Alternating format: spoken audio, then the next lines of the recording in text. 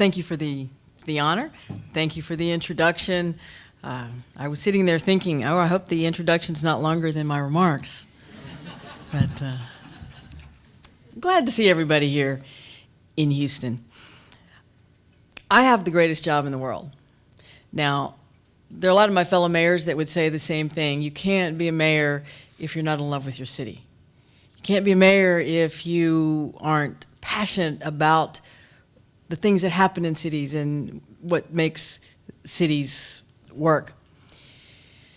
Now, Houston is the fourth largest city in the United States, so it is a big, complicated city to run.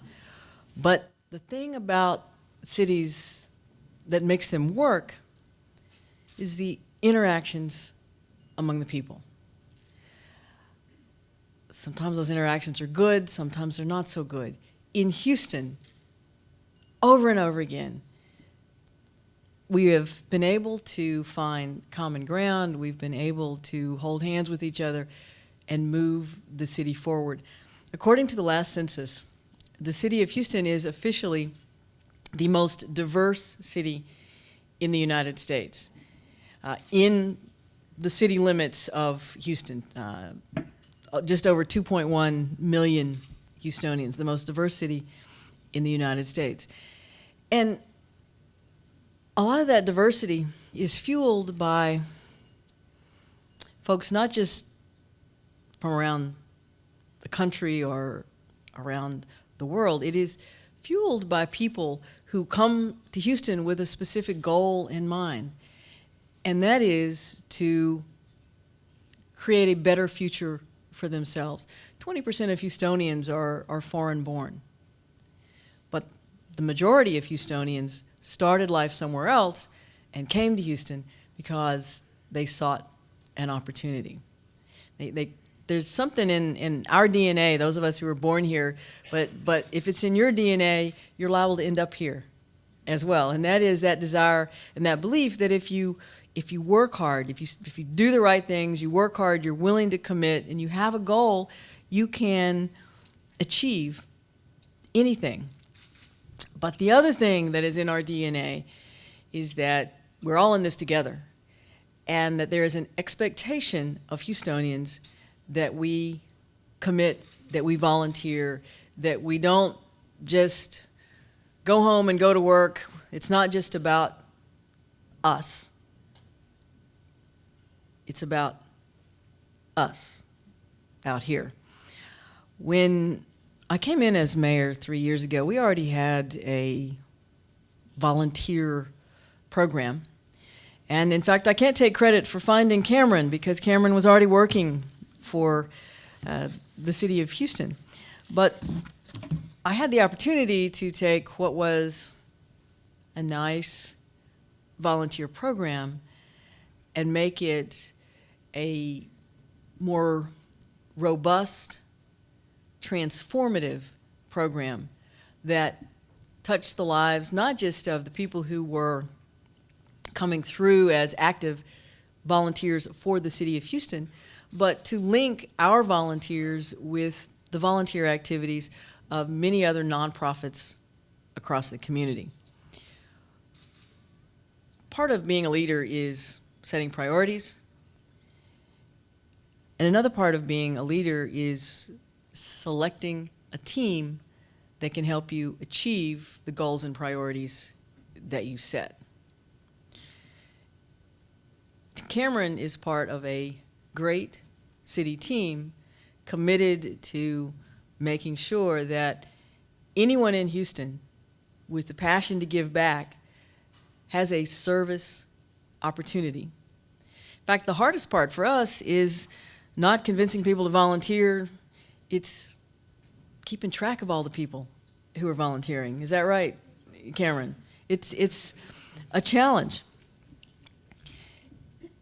The same attitude that causes somebody to decide to move across the country or move around the world because they see an opportunity creates in people that drive to constantly want to better the world around them too. It is a great problem to have, constantly trying to stay ahead of the just wild and passionate entrepreneurial spirit of Houston, which is reflected in our business community, but also in the things we do. When in the introduction there was a reference to the priority impact volunteering that we're doing right now in the city of Houston, it's easy to do transactional things where I see a need, I'm going to work to fill that need. I go from A to B, and then I go to C, and then I go to D. And maybe I stop there, maybe I keep going, but to do transactional things. But there is an opportunity to do transformative things. And that's what we're trying to do with our impact volunteerism. It's not just about creating an after-school program, because we need after-school programs. It's figuring out where the gaps are in the overall after-school program scenario across the city of Houston, figuring out who's doing what, figuring out if there's a better way to do after-school programs, figuring out if there are other resources that we haven't tapped yet. And so instead of just putting a new after-school program in this one school, we figure out how to transform the entire system. It's not about having one of my passions is making sure that every American understands how to do CPR. My father died of a heart attack at the age of 51, and I'm older than that now, and I think about that a lot. And so in terms of, we can't do everything through our volunteer program. How do we prioritize? One of the things I believe in is that everybody ought to be able to know how to do CPR. Well, I don't want to have a big CPR class, bring everybody in and teach those folks how to do CPR. We created a program of paying it forward where we teach the big group of folks to do CPR, but then we give them the practice dummy. We send them out in the world and we say, you have a responsibility, and we want you to pledge to teach CPR to as many human beings as you can before that dummy wears out. And then you contact us back and tell us how many you've contacted and how many you've trained, and let's see how far we can go with the ripples in the pond. That kind of impact volunteerism, that kind of transformational things, those kind of transformational things are what you have the opportunity to do.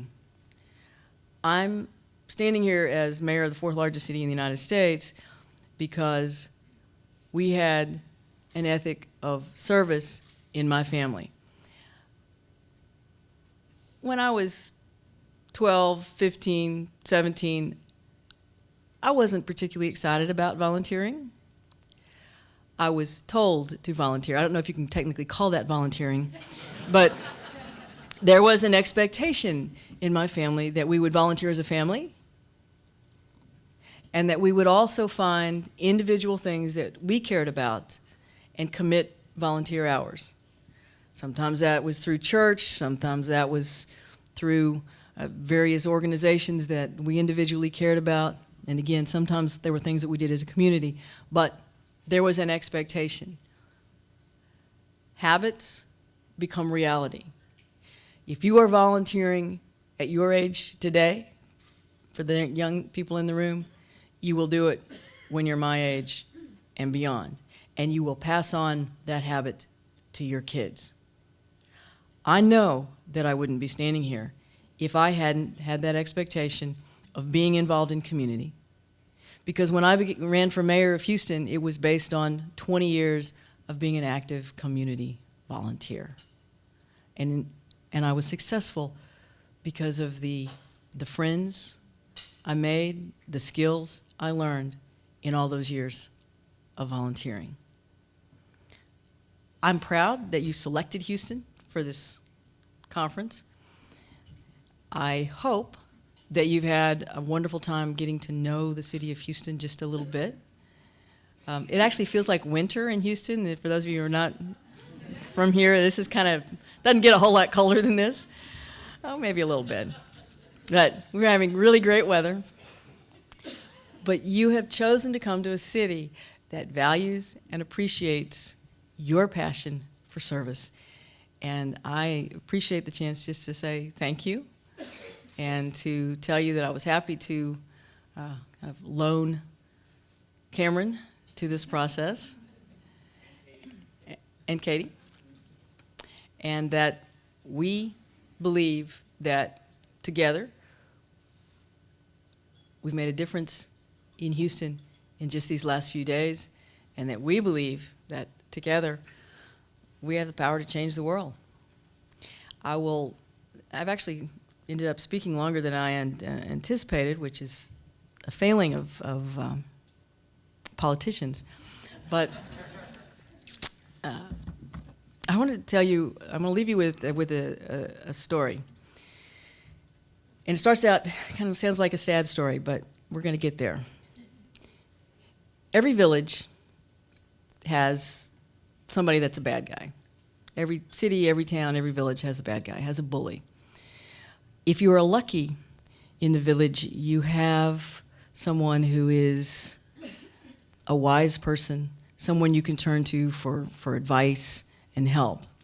And the village that I'm thinking of course, had the bully, but also had a sage that the people in the village turned to when there were problems. And the bully was so jealous of the sage and decided to try to embarrass the sage in public, and was going to trap the wise person and make him look foolish in front of everybody else in the village. And so he came up to the sage, who was standing in the middle of the village square, and he said, "I have a riddle for you, and I want you to give me the answer to this riddle." And he says, the bully said, "I have something in my hands, and I want you to tell me whether what I have in my hands is alive or it is not alive." Now, the wise man didn't know what was in the bully's hands, and he was thinking about how to answer. And I'll tell you what was in the bully's hands. The bully had a butterfly in his hands. And, you know, butterfly is a very fragile thing.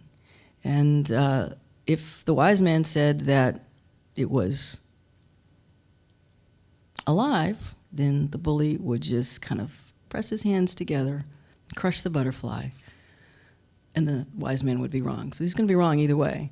And if the wise man said, "Well, it's not alive," the bully would open his hands and the butterfly would fly away. So obviously the trick was there. And so the wise man thought a very long time, and he finally said, "I can't say whether what you hold in your hands is alive or not alive. The only answer I can give is that what you hold in your hands, the answer is in your hands." Every one of you has in your hands the answer to a problem of the world. And the choices you make about what you hold in your hands can transform the world. Thank you.